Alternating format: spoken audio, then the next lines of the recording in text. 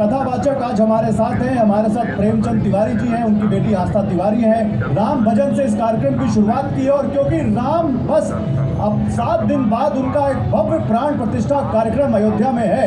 500 सालों के बाद सनातनी आस्था का शिखर, वो भव्य दिव्य अद्भुत राम मंदिर जिसमें प्राण प्रतिष्ठा कार्यक्रम होने जा रहा है, वो तैयार है। और टीवी9 भारतवर्ष भी तैयार है। इस वक्त एक ऐतिहासिक स्थल सरयू के तट पर राम की पैड़ी से आपके लिए इसी प्राण प्रतिष्ठा कार्यक्रम से जुड़े हर अपडेट को बताने के लिए, हर चीज आपके सामने रखने के लिए, चाहे देश हो या फिर विदेश हो। और इसी पर बात करने के लिए देवकीनंदन जी महाराज एक बार फिर है, एक बार जोरदार तालियां फिर से देवकीनंदन महाराज जी के लिए। जब बोलना ही है तो जोर से बोलो, जय श्री राम, जय श्री राम। अरे अभी नहीं बोलोगे तो कब बोलोगे? जय श्री राम। देख रहे हो जोश तो मैं देख रहा हूं और मैं ये भी देख रहा हूं कि आपके चेहरे पर भी हंसी रुक नहीं रही। 500 सालों का जो इंतजार है वो आज खत्म हो रहा है।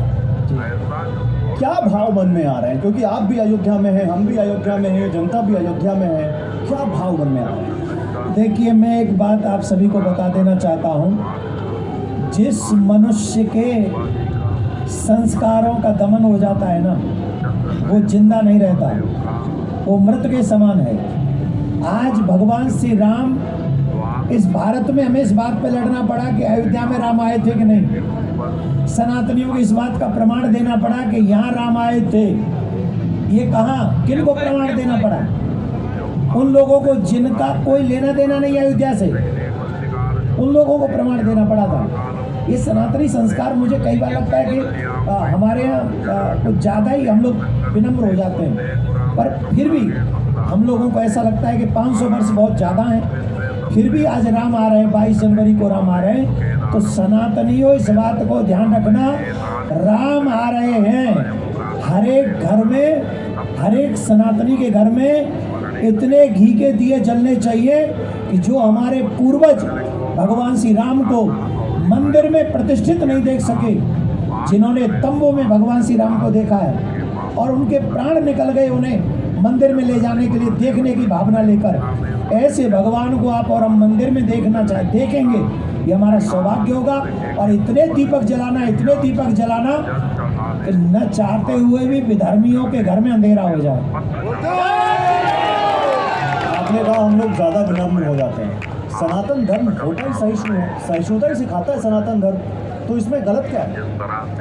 कितना आपके घर से माँ को कोई अपमानित करे और आप वहाँ खड़े हो, आप क्या करेंगे? सहिष्णु रहेंगे? हमारी बहन को कोई कुदृष्टि से देखे हम सहिष्णु रहेंगे?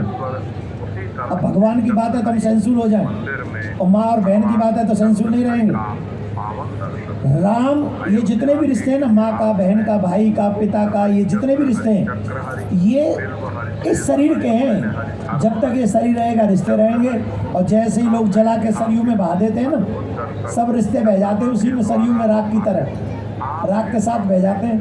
पर राम के साथ मेरा संबंध था, राम के साथ मेरा संबंध है और राम के साथ मेरा संबंध रहेगा, चाहे मैं शरीर में रहूं अथवा ना रहूं। तो सहिष्णु हमें तब तक रहना चाहिए जब तक हम लोग धर्म पर आँच आते हुए न देखें। और जब धर्म पे आँच आ रही हो, माता बहनों पे आँच आ रही हो, और जब अपने जीवन पे आँच आ रही हो, तब सहिष्णुता नहीं। जब भी आवाज़ ना उठे तो उसे कायरता कहते हैं। और सनातनी कायर नहीं है, सहनशील है, और जब तक सह सकता है तब तक सह। राम तो सबके हैं, फिर आप ये कौन से विधर्मी हैं जिनके घर में अंधेरा करना चाहते हैं? राम क्या किसी एक संप्रदाय, किसी एक वर्ग से जुड़े हुए हैं? किसी भाषा, किसी धर्म? राम उनके हैं जिनके अंदर मानवता जिंदा है, जो मानवता को जानते, मानवता को मानते और मानवता का पालन करते। राम उन सबके हैं। और जो, अब रावण कौन था? आप कह पाएंगे रावण का भी राम थे? बताओ, नहीं कह पाओगे।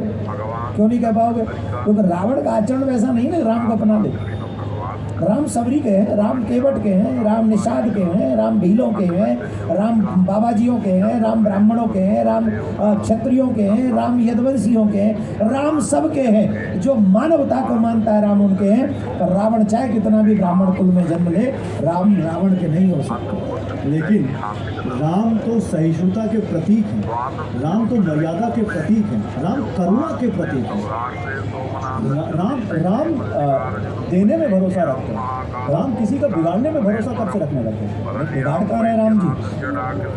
राम जी नहीं बिगाड़ रहे हैं, राम जी थोड़ी बिगाड़ आप रहे अंधेरा हैं। कर रहे हैं लोगों क्या? को। आप राम भक्त जो है, आप उनको कह रहे हैं कि इतना प्रकाश करो कि दूसरों के धर्मियों के घर में अंधेरा हो जाए। हाँ, उन रावण के घर में अंधेरा होना चाहिए। रावण के घर में प्रकाश हो गया तो भक्तों का प्रकाश धीरा पड़ जाएगा। मैं आज भी कह रहा हूँ, हमारे यहाँ कहते हैं धर्म की जय हो, अधर्म का जो अधर्म पथ पर चलता हो वही अधर्मी है। नहीं तो देखिए अंदर महाराज, कौन है वो धर्मी, कौन है वो रावण जिसकी तरफ आप इशारा कर रहे हैं? जिसका आचरण गलत है, नाम लीजिए। जो राम को राम नहीं मानते, जो राम को काल्पनिक कह देते हैं, जो राम को मांसाहारी कह देते हैं, जो राम को उनके प्राकट्य महोत्सव में जाने के लिए कहते हैं राम आए नहीं तो हम क्या करें, ड्रामा है, नाटक है, वो सब अधर्मी है। अब तो आप भी राजनीति पे आ गए। काहे को आ गए? आप आगे आपने कह दिया जो राम को नहीं मानते, जो काल्पनिक है, ये तो राजनीति हो रही है इसमें। नहीं, मैं उन सभी सनातनियों का आदर करता हूँ जो राम को मानते हैं, और राम को जो नहीं मानता उसका स्वभाव कैसा होगा। मैं यहाँ पर बात कर रहा हूँ कि रावण कौन था? उत्तम कुल पुलस्त करनाति शिव विरंच पूजो को, उत्तम कुल पुलस्त करनाति, भगवान ब्रह्मा जी का वंशज है रावण, पुलस्त के नाती है रावण। लेकिन उस रावण को हम लोग आज भी जलाते हैं। क्या कहोगे? राजनीति? इसे राजनीति कहोगे? जिस रावण को तीनों कालों का ज्ञान था, जिस रावण ने काल को पार्टी से बांध रखा था, आज भी हिंदू समाज में, सनातन समाज में उस रावण को हर जगह जलाया जाता है कि नहीं? दशहरा के दिन काहे को जलाया जाता है? ये राजनीति है?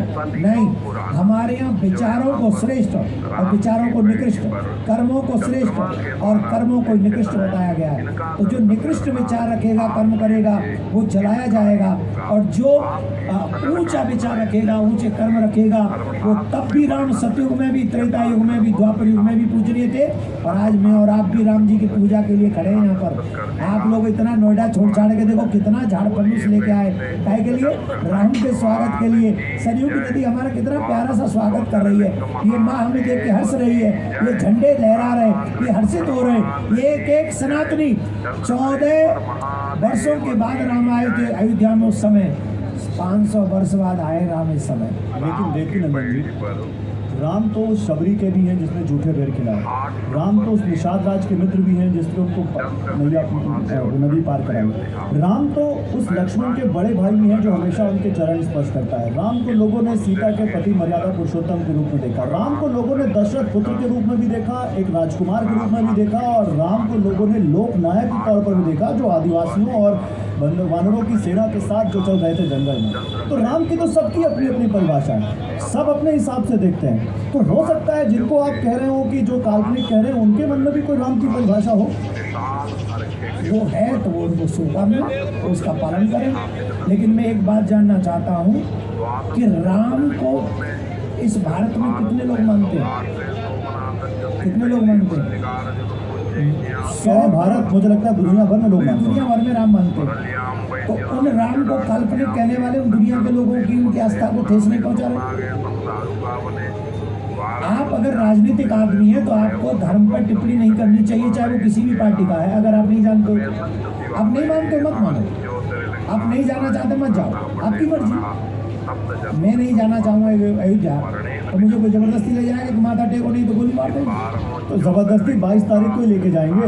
वो 22 के पहले भी तो देखिए आए गए, अयोध्या में दर्शन करके गए।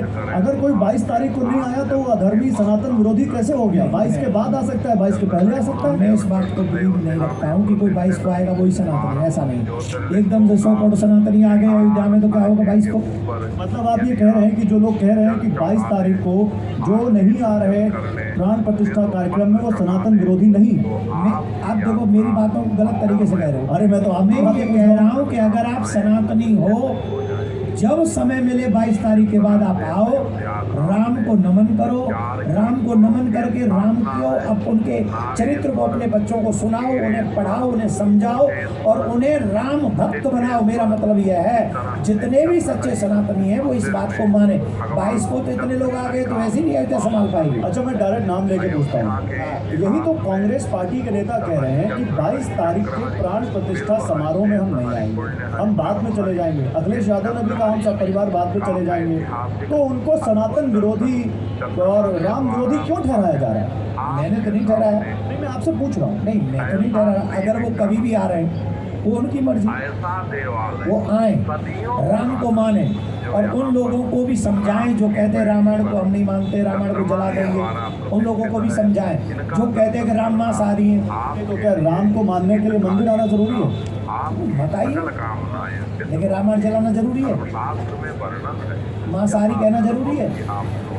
सनातन HIV है ये कहना जरूरी है? कोरोना ये कहना जरूरी है? इसी से आप सच्चे सनातनी हो गए? आप बोलिए, सच्चे सनातनी हो आप? इसको सनातनी कहोगे आप?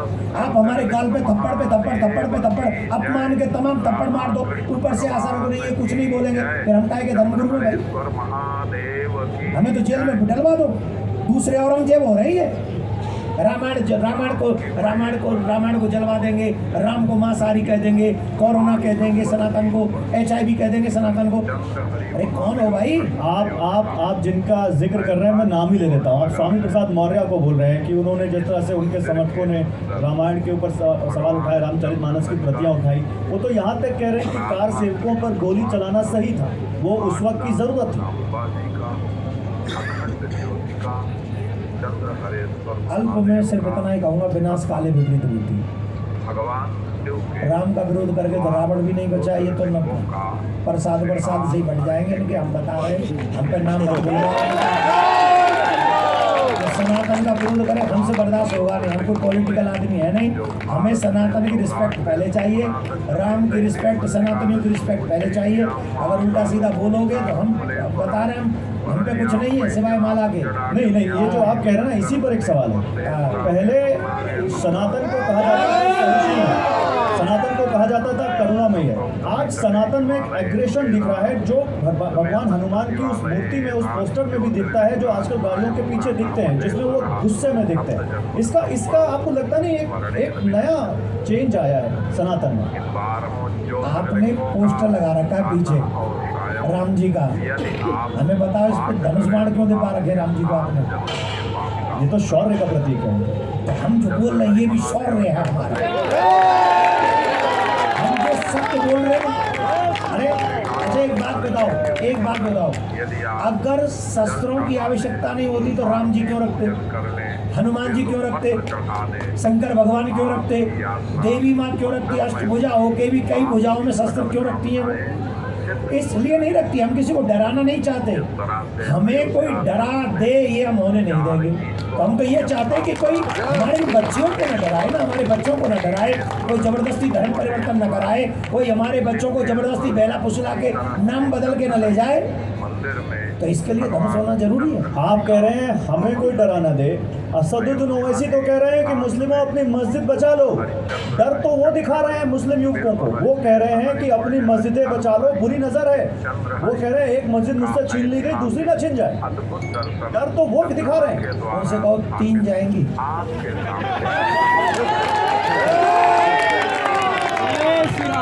एक नहीं 3 तो कंफर्म।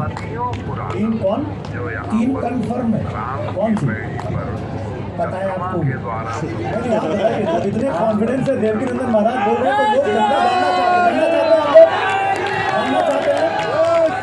देखिए, जिस व्यक्ति का नाम आप मीडिया वाले बार बार लेकर जिसे आप हीरो बनाना चाहते हैं ना, ये गलत है। मैं तो उस व्यक्ति का नाम भी नहीं लेता, इसलिए नहीं लेता कि सबसे ज़्यादा हिंदू मुस्लिम वही व्यक्ति कर रहा है और वो ऐसे बयान देता है जिसके कारण हम लोगों को, हम धर्मगुरु, हमें तो कोई लेना देना है नहीं। तुम्हारी 4 सीट हमें चाहे ये कहूँ ना, हम तो कहे भगवान तुम्हारी मतलब जो कछु हो इस मतलब है ही जाए, हम तो ये चाहेंगे ठीक। पर आप भड़का रहे हो अपने, अरे उनके लिए कहो ना, मुस्लिम लोगों के लिए कहो, उन बच्चियों को कहो कि हमारी बच्चियों का किसी का तलाक नहीं होगा। आपको ये बोलना चाहिए। आप अगर समाज के नेता हैं, अगर आप सच्चे नेता हैं, तो आपको ये बात करनी चाहिए कि हम लोगों को, मुस्लिम भाइयों को ऐसी पहल करनी चाहिए कि हम लोगों में से कभी भी एक भी घर में तलाक नहीं होगा। कोई भी बहन बेटी हमारे घर से निकाली नहीं जाएगी। हमारी बहन बेटियों का सम्मान होगा। हमारे बच्चों के हाथ में कुरान के साथ कंप्यूटर होगा। इसकी बात करो, पढ़ाई की बात करो, जॉब की बात करो। आप जो है मस्जिद नहीं जाने देना, मस्जिद नहीं जाने देना। तुमने बनाई थी वो मस्जिद? किसने बनाई थी वो मस्जिद? बोलो, किसकी थी वो मस्जिद? अरे उन दुष्टों ने, आक्रांताओं ने बाहर से आके हमारे मंदिर तोड़े, तब मस्जिद बनाई। तुम कौन होते हो उनको नहीं जाने दोगे? भाई, मेरे घर में आके कोई झंडा लहरा देगा हरा और कहेगा मेरा घर है। अरे तो बता तो दीजिए मस्जिद कौन सी है? तीन सब बता देंगे, टाइम आने दो, सबको बताएंगे। लेकिन इस व्यक्ति को रोको। मैं तो कहता हूं चुनाव आयोग से, जो व्यक्ति 100 करोड़ लोगों को 15 मिनट की धमकी देता हो, जो व्यक्ति हिंदू मुस्लिम करने में बहुत आगे रहता हो, ऐसे लोगों को आजीवन प्रतिबंध लगा देना चाहिए। नहीं, लेकिन ये तीन जो मस्जिदें आप कह रहे हैं, ये सड़क पे तय होगा, अदालत में तय होगा? क्योंकि राम मंदिर अदालत से तय हुआ है। वो दोनों भी वहीं से तय होंगे, हम वो नहीं है, वहीं से तय होंगे। तो अदालत का फैसला तो अदालत पर डिपेंड करता है। आप अभी से इतने कॉन्फिडेंट हैं कि आपके पक्ष में ही फैसला आ जाएगा। मान लीजिए नहीं आया, तब क्या करेंगे आप? मैं आपसे पूछता हूँ, अदालत जो निर्णय देती है वो किस पे देती है? सत्य पे या क्या सत्य पे? बताओ। निर्णय देगी अदालत। मेरे अदालत का जो निर्णय होगा वो सत्य पे ही होगा ना। अभी तो अदालत में अपने आप को सत्य ही कहते हैं। अरे महा झूठा आदमी जाते हो ना, सबूत भी तो देने पड़ेंगे अदालत में। हम पैसे ले लो, अभी दे दे। हम तो उनसे आपके चलो के माध्यम से एक बात कहते हैं, कोर्ट में हारने से बढ़िया हमसे जो कोर्ट में मांगो ना प्रमाण, वो हमसे अब ले लो। वहाँ नाक कटवाने से बच जाओगे। और थोड़ा मीडिया में आके कह दो हम भाईचारे के नाते छोड़ रहे हैं। काहे को कह रहे हो भाई? पब्लिकली मत करना इस रिपोर्ट को। क्यों नहीं करना? क्या है वहाँ? घूंघट में बैठी है रिपोर्ट, घूंघट करवा रखा है। अभी तक हुई नहीं उजागर ज्ञान वापी की रिपोर्ट, क्यों नहीं हुई बताओ? आप बताओ, क्या छुपा रहे हो? नहीं, उसमें तो एएसआई ने खुद कहा है कि इसको अभी 3 हफ्ते पब्लिक मत करें। क्यों न करें? एएसआई तो सरकार से पूछे ना, सरकार का डिपार्टमेंट है। अरे सरकार से पहले माना गए, कोर्ट में इन्हें ना गई कि मत दिखाओ इन्हें भाई, भी बताओ मत, कि करवाओ मत, कि होने नहीं देंगे। क्या है ये सब जो है, सब समझ रहे हैं। अंदर से उनको भी पता है क्या कि हम लोग मठा को दूध कह रहे हैं।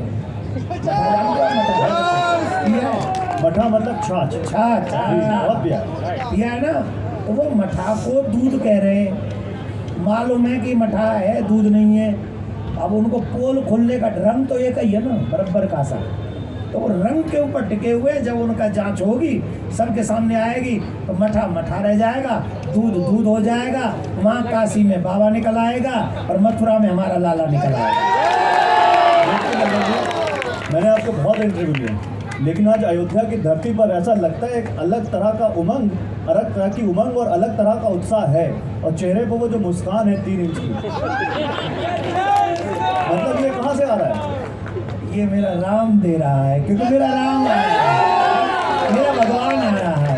आप सब मिलके हमें भी मौका दे दो। अरे आपने तिवारी जी को मौका दे दिया, हमको नहीं दे रहे हो। मैं तो कहने वाला था आपसे। हाँ, एक सब लोग चप्पल जूते उतारो, तुम राम भक्त नकली, उतारो चप्पल। और ये उतार के थोड़ा सा प्यार से, मैंने भी उतार दिया ना। राम जी का एक भजन गा रहे हैं, तो हम सच्चे सनातनी है ना। मुझे थोड़ा सा कथावाचक हूँ ना, इस बहाने मुझसे समझ रहे हो ना, कथा भी चल रही, आया करो कथा में। कै बजे से? 10:30 बजे से है कथा हमारी यहीं भजन संध्या पार्क में, और चलेगी 23 तक। अब सुनो हमारी बात, इसके बाद लखनऊ। बहुत अच्छा मौका दिया हमको भगवान ने, बिल्कुल 18 दिन दिए राम कथा के। क्या बात? कई सालों से राम कथा नहीं कर रहे थे, और अब देखो जब भगवान ने मौका दिया तो राम आ रहे हैं, तो 18 दिन दे दिए उन्होंने हमको। पहले 9 दिन तो यहाँ राम कथा करनी है अयोध्या में, 15 से लेकर 23 तक, और 24 से कथा करनी है लखनऊ में। क्या बात? और वो भी 1 तारीख तक। तो पूरे 18 दिन राम जी ने मुझे गिफ्ट किए हैं। तो I am too much happy, इसलिए 3 के नहीं 3.5 इंच की है। तो आइए, बहुत प्यारा भजन है, एक भजन गुनगुना लें आप भी। मेरी झोंपड़ी के भाग आज खुल जाएंगे। गाओ भैया, बहुत अच्छा सा है, गाओगे? भी झोपड़ी सजाएगा राम जी के आने पे? कौन सा है? दूसरा? मेरी झोपड़ी, तीसरा लो। हाँ ये मेरी झोपड़ी के भाग आज खुल जाएंगे, राम आएंगे। मेरी झोपड़ी के भाग आज खुल जाएंगे, मेरी झोपड़ी के भाग आज खुल जाएंगे, राम आएंगे। मेरी झोपड़ी के भाग आज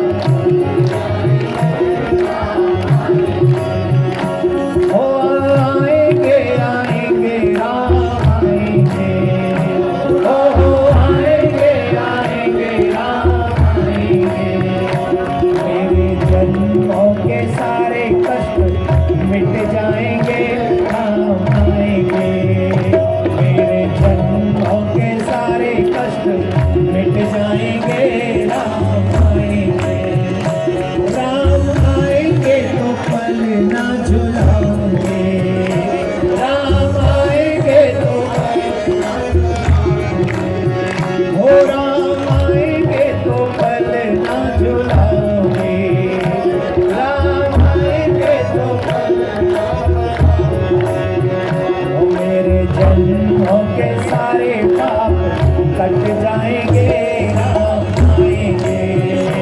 मेरे जन्मों के सारे पाप कट जाएंगे,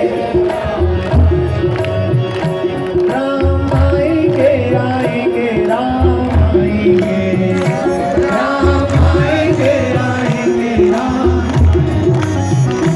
मेरी झोपड़ी के भाग खुल जाएंगे।